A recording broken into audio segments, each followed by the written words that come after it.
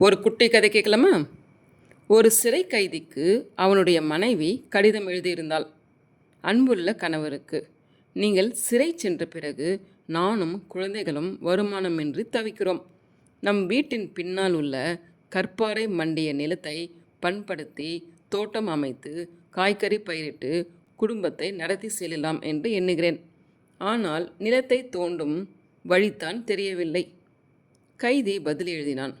குடும்ப செலவுக்காக வேறு ஏதாவது வழி செய்து கொள். பின்னால் இருக்கும் நிலத்தில் கை வைக்காதே. அங்குதான் நான் கடத்திய தங்கக்கட்டிகளை புதைத்து வைத்துள்ளேன். நீ ஏதாவது செய்ய போக பிறகு எனக்கு வைத்த இடம் மறந்துவிடும்.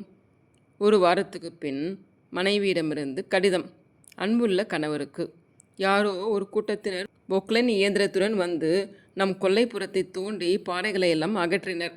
இப்போது நிலம் சீராகிவிட்டது. ஆனால் தங்கக்கட்டிகள் எதுவும் இல்லையே. கைதி திரும்பவும் மனைவிக்கு எழுதினான். அவர்கள் காவல்துறையினர்.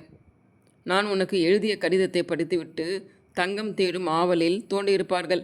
ஆனால் உண்மையில் தங்கம் எதுவும் நான் புதைத்து வைக்கவில்லை. இப்போது நீ காய்கறி தோட்டம் பயிரிடு. புத்திசாலி எங்கிருந்தாலும் தன் காரியத்தை சாதிப்பான்.